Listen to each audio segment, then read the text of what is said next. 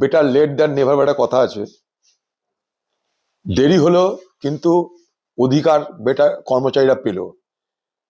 দুর্ভাগ্যের বিষয় যে এই সরকারি কর্মচারীদের ডিএটা তাদের একটা অধিকার, দে আর অল এন্টাইটেল।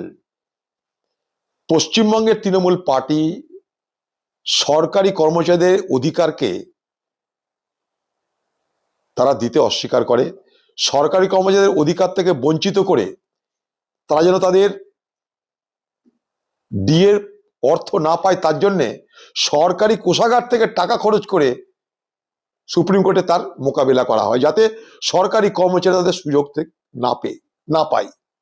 এইরকম একটা অমানবিক সরকার বাংলায় রাজ করছে। সুপ্রিম কোর্টের আজকের এই হস্তক্ষেপ তাই যুক্তিযুক্ত, সদর্থক এবং প্রশংসনীয়, কারণ এটা তাদের একটা অধিকারের প্রশ্ন।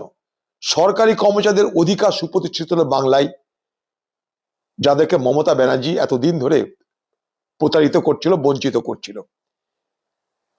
আবার দেখুন এই ডিএ দিতে কত সে কায়দা কানুন করবে।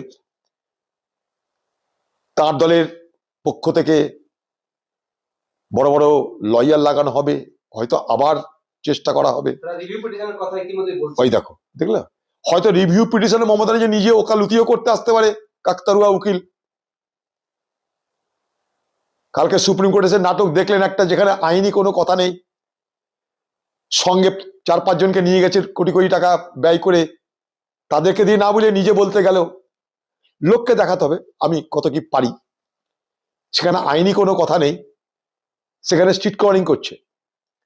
এই বাংলায় সমস্যা তৈরি করছে মমতা ব্যানার্জি নিজে, আর এই সমস্যা সমাধানের পথিকৃৎ হওয়ার চেষ্টা করছে আরেকটা কায়দা করে সুপ্রিম কোর্টে নাটক করার মধ্যে দিয়ে।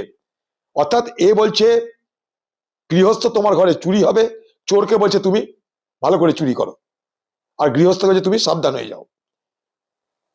তিনি মানুষের মুসিবত, তিনি আবার মানুষের মাসিয়া সাজার চেষ্টা করছেন। ঠিক একইভাবে সর্বত্র এই মমতা ব্যানার্জি মুসিবত এবং মাসিহার রোল সে করে থাকে, শুধুমাত্র নির্বাচনের দিকে শকুনের নজর রেখে।